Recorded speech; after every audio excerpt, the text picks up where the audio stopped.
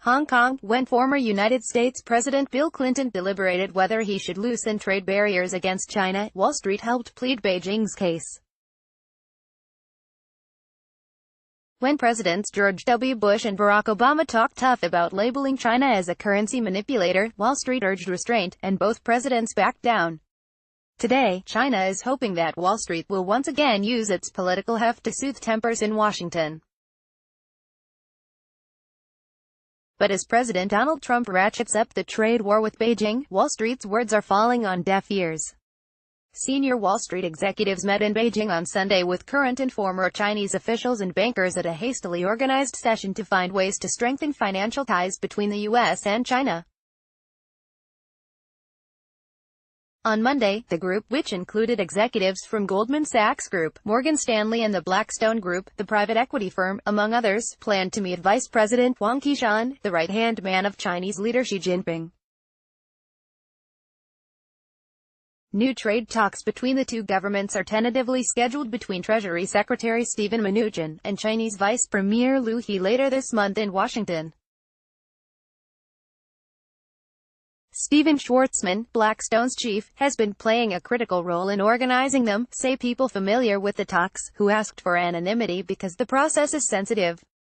But the Chinese have indicated that they will pull out of the talks if Mr. Trump follows through on his threat to impose tariffs on another $200 billion in Chinese goods, according to a person familiar with the matter. Mr. Trump has told advisors that he wants to move ahead with a new round of tariffs and an announcement could come as early as this week, another person familiar with the discussion said. That continues a frustrating trend for America's financial titans, even as they win tax cuts and regulatory rollbacks from the Trump administration and the Republican-controlled Congress. They appear to be able to do little to stop the trade war. What's really surprising is that the connections that used to work, the formula that used to work, just don't work at this point, said Marshall Meyer, an emeritus professor of management at the Wharton School of Business. Wall Street has long gambled that helping China would pay off. China has been slow to open its vast but tightly controlled financial markets, and Wall Street banks hope to get more business advising Chinese companies on acquisitions in the United States, lending money and selling financial services. Pressure from the Trump administration is now bearing fruit as China has begun to open its financial markets to foreign banks, though a worsening trade war could stymie that progress. The financial sector's arguments have often found a sympathetic ear in Washington. During the last 2 decades, China has emerged as a major global economic growth driver and is an important customer for many U.S. companies, including Apple, Qualcomm and General Motors. But the Trump administration's trade hawks have so far prevailed against Wall Street-friendly voices of trade moderation, such as Mr. Mnuchin, a one-time Goldman Sachs executive. That is partly because the trade war has not shown Mr. Trump much downside. His stance has won support from both parties. The U.S. economy shows few signs of trade war damage, and markets continue to rise. Even if Republicans lose Congress in November's elections, the trade war will probably continue, said Robert Zoellick, a former U.S. trade representative. Only a slump in the markets might make him reconsider, Mr. Zoellick said. I don't think that's going to affect Trump, Mr. Zoellick said about November's elections. Markets could. Relations between Mr. Trump and Wall Street are complicated. Last year's tax bill greatly favored big financial companies, but some financial executives have clashed openly with Mr. Trump. J.P. Morgan's chief executive Jamie Dimon, a one-time informal advisor to Mr. Trump, said on Wednesday in a speech that I'm smarter than he is and that, unlike Mr. Trump's, his personal wealth wasn't a gift from daddy. Mr. Trump the next day called Mr. Dimon a nervous mess, and Mr. Dimon has since said he should not have made the remarks. Others, like Morgan Stanley's chief James Gorman and Goldman Sachs chief executive Lloyd Blackfein, opposed Mr. Trump policies such as his original travel and immigration ban. In the past, Wall Street was an effective advocate. In the late 1990s, when China's effort to lower trade barriers faced tough political opposition, China flew its premier Zhu Rongji to New York City to meet directly with financial and business leaders. Senior leaders of Goldman Sachs and the American International Group, the big financial conglomerate, urged Mr. Clinton to strike a deal. He did, and China joined the World Trade Organization, WTO, in 2001. Wall Street also discouraged the United States from formally accusing China of manipulating its currency.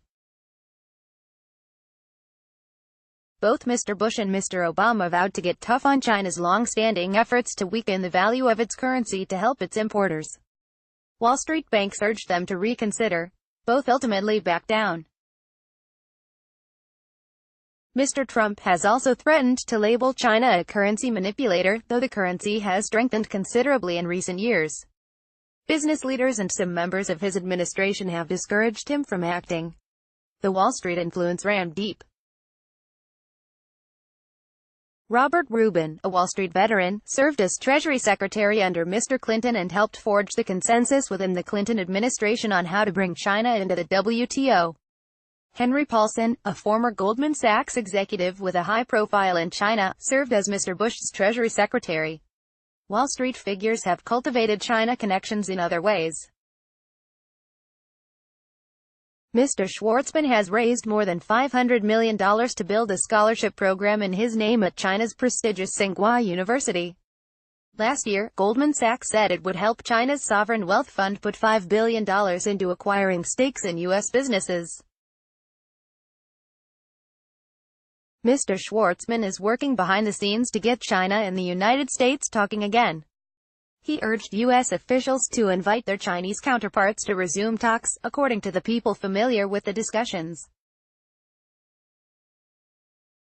Last week, Mr. Mnuchin issued an invitation, which Chinese officials publicly greeted warmly.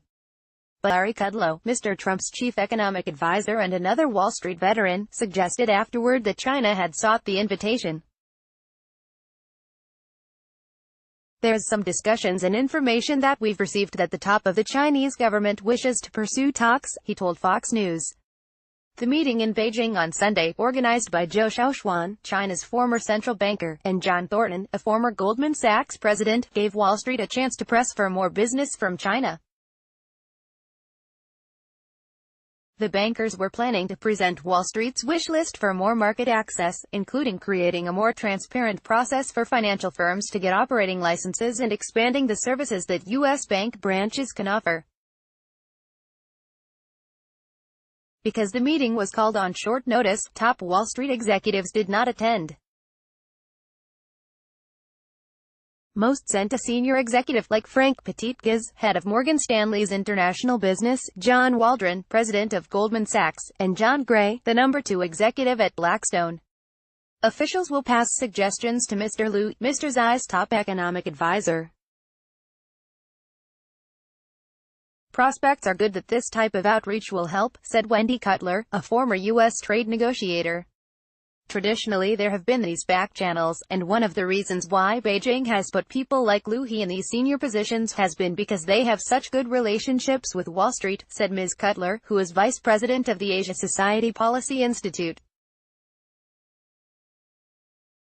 To date, these back channels don't seem to be working in moving this administration towards a negotiated solution. NY Times.